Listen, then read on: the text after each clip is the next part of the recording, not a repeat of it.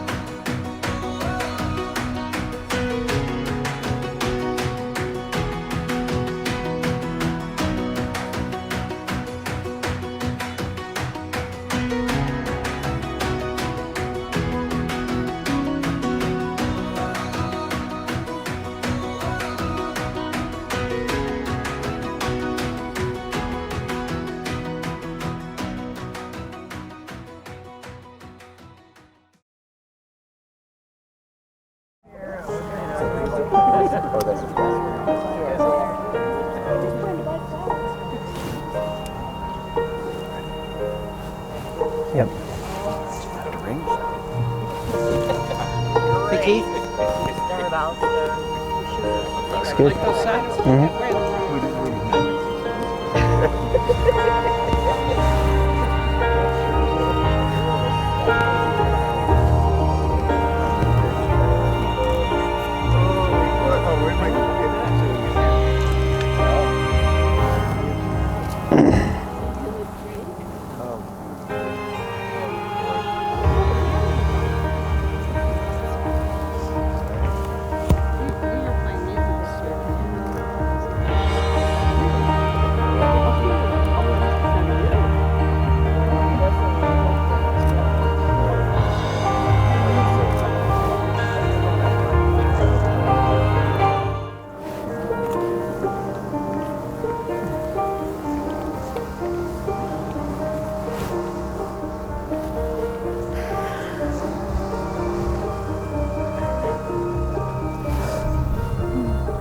Everybody may be seated. Nice road, Brad. Yeah. We are gathered here today, Sarah and Keith, family and friends. We are to be witnesses to Sarah and Keith's marriage vows. We are their support in keeping those vows. In a way, we are married together with them. May I ask who gives this bride today? Her mother and I.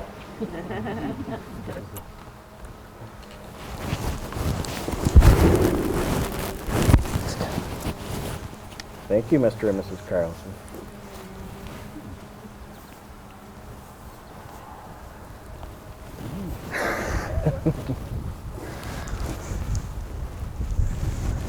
Please, each of you here, breathe deeply and put your heart's full attention to this ceremony.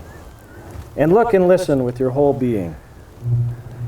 In this way, you can continue to fulfill your friendship and express your gratitude to Sarah and Keith by making the ceremony sacred with the gift of your knowledge, attention, and intention. You two could turn towards your guests. This time, I would ask everyone to please join hands.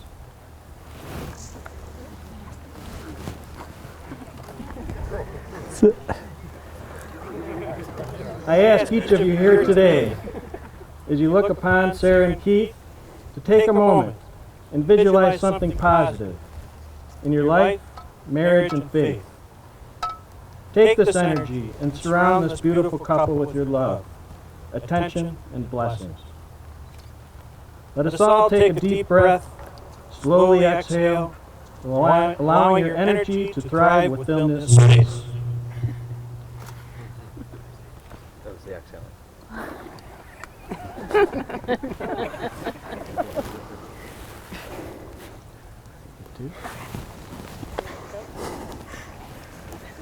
It is truly a great and joyous occasion when two people choose each other wholeheartedly. accepting both the fullness and the limitation of each other. This benefit extends to everyone, not only themselves and those who are here today, but also to everyone they touch as they move forward together. Nothing happens without cause. Maybe, just perhaps, maybe, the chance brushing of a young Keith's sleeve against Sarah's as they passed by in the narrow halls of the Wyoming school may have been the cause of their future encounters. The union of Sarah and Keith is not accidental. Indeed, to the law of karma, the inexorable unfolding of the truth of interdependence, it is the inevitable consequences of all their actions of their lives. They, from the very beginning, have been coming together to this sacred moment.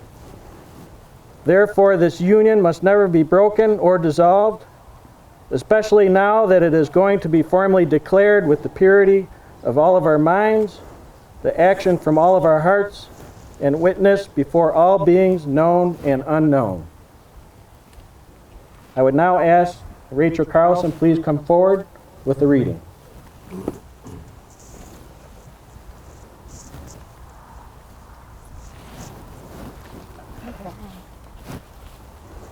All right. This is a combined reading of the Colossians, 1 Corinthians, and Romans.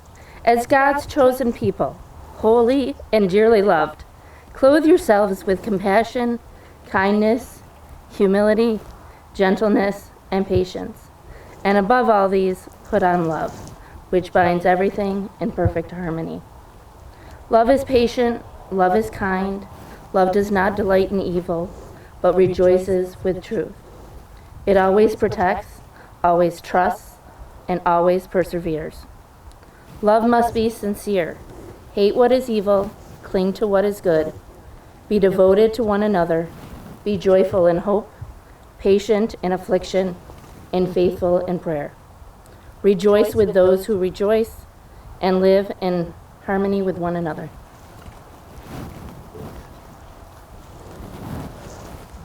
Thank you. I would now ask that Christy Moen please come forward.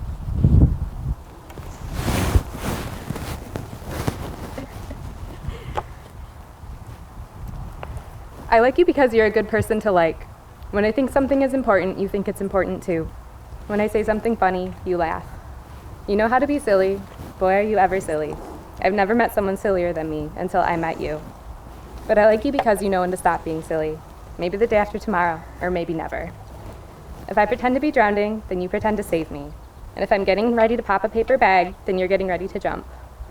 If I go away, then you go away too. Or if I stay home, then you send me a postcard. You don't just say, see you around sometime, bye. I really like that about you. And I like you because if we go away together, and if we are in Grand Central Station, and if I get lost, then you are the one who is shouting out after me. I like you because when I'm feeling sad, you don't always try to cheer me up right away. You know that sometimes it's better to be sad. It just takes time. I like you because if I'm mad at you, then you're mad at me too. It's awful when the other person isn't. If you find 2 four-leaf clovers, you give me 1. And if I find 4, I give you 2. If we only find 3, then we keep on looking. Sometimes we have good luck and sometimes we don't. And if I break my arm and if you break your arm too, then having a broken arm is fun. We sign our names and draw pictures and we show everybody, and they wish that they had broken arms too. Everything that happens is nicer with you. I can't remember a time when I didn't like you, but it must have been lonesome then. And on the 4th of July, I like you just because it's the 4th of July. And on the 5th of July, I like you too. And if you and I had some drums and some horns and some horses, if we had some hats and some flags and some fire engines, we could be a holiday, and we could be a celebration. We could be the whole parade. And even if it was the 999th day of July, even if it was August, even if it was way down at the bottom of November or no place in particular in January, I would go on choosing you, and you would go on choosing me over and over and over again. That's how it would happen every time.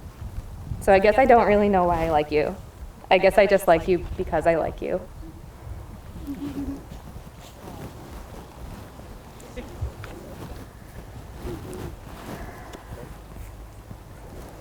At this time, before proceeding to the bonding ceremony, I would invite the couple to share their vows. Sarah, would you deliver yours first?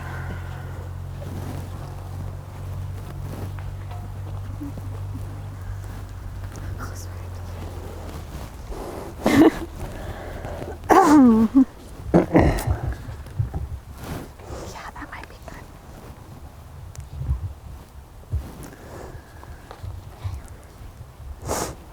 Keith, today I choose you to be my partner in life. Before I met you, I was confidently independent and happy, but you have given me a new joy I didn't know I was missing out on.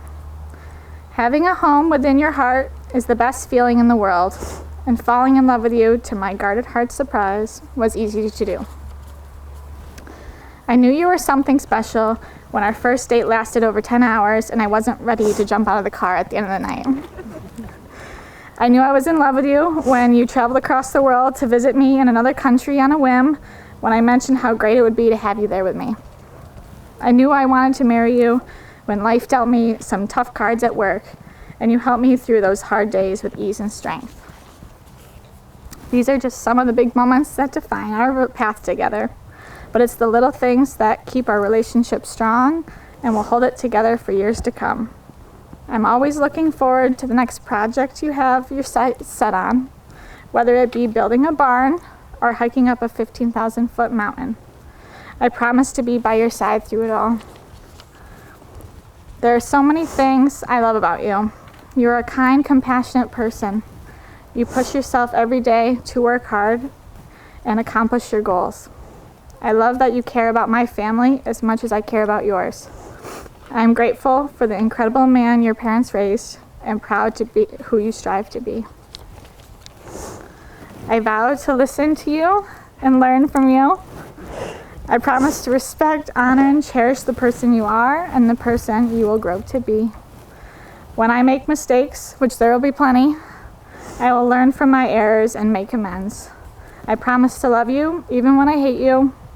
I promise to hold the end of the board for you, cook my way to your heart, and kiss you goodnight. I will not take our time together on this earth for granted. I find that words cannot do it, so I promise to show you for the rest of my life how much I love you.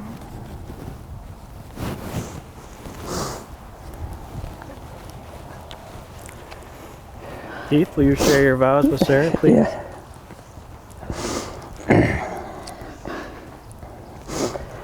Sarah, I don't know how good I'm going to be at this.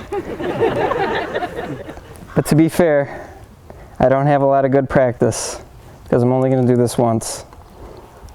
Sarah Carlson, I'm so honored to be standing here with you today in front of our friends and family to share this moment together. We have shared many experiences together over the past few years, and I am so excited to continue to share many more as we go together as husband and wife. There is no place I will not go with you, from booking a spontaneous flight to meet you to climbing the highest peaks. I will always be your partner and your friend. You never slow down and never stop living your life, and that is what I love about you. You will never feel unwanted, and I will never stop chasing you. In the pursuit of happiness, you are my happiness. There are so many things I want to thank you for. I want to thank you for how you make everything else in our lives special, from the amazing food you make to being a partner and taking care of Penny and Tucker. You're an extremely thoughtful person, and you are the person I want to spend the rest of my life with. I vow to love you every day from now until the end of time, to continue to build our lives together, to cherish the past, and to be excited about the future, because with you by my side and our family and friends as our foundation, there is nothing we cannot achieve. I love you, Sarah. You're my best friend.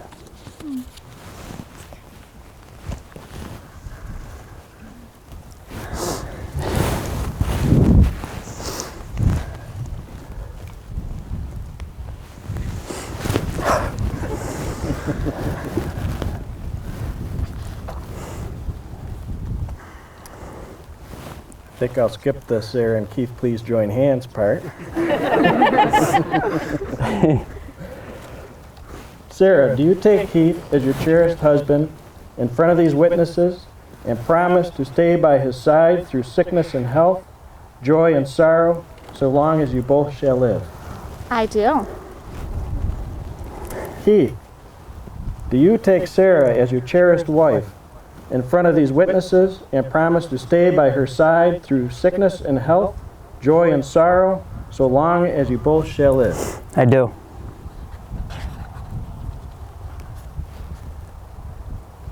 Sarah and Keith, while these words you have spoken have sealed your union, it is the planting of your marital tree that truly symbolizes the melding of your two souls.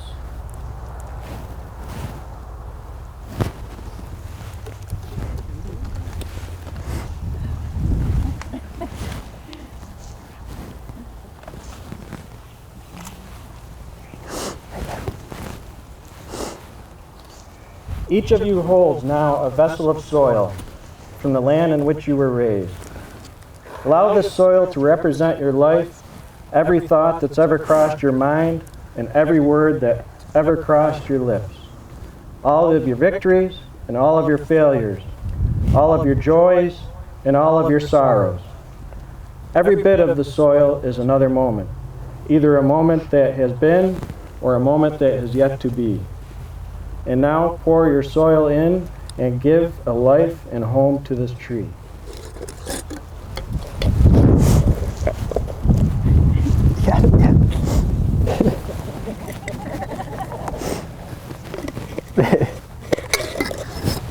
As this tree grows, so shall both of you. The tree will endure the harsh weather, invasive animals, all matters of hardship, but just like your marriage, it shall endure. Have the rings, please.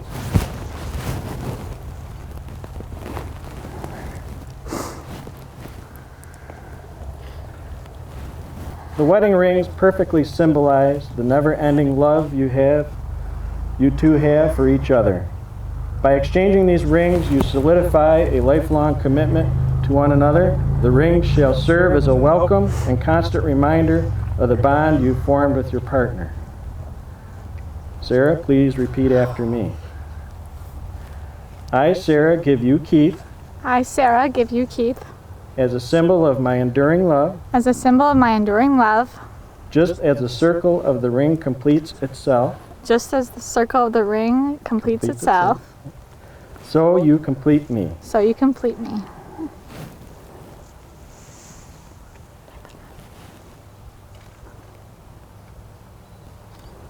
That was easy. Now, Keith, please repeat after me. Okay. I, Keith, give you Sarah I, Keith, give you Sarah this ring as a symbol of my enduring love, this ring as a symbol of my enduring love, just as the circle of the ring just as the circle of the ring completes itself, completes itself, so you complete me. so you complete me.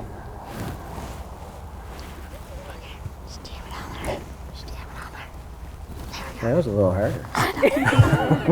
It's hot out.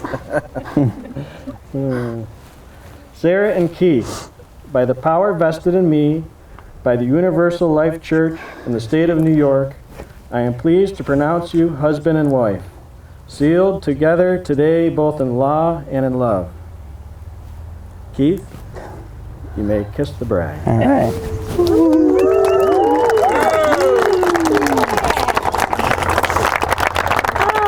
All right. Ladies and gentlemen, I now have the privilege of presenting for the first time Mr. and Mrs. Keith and Sarah Clark. All right.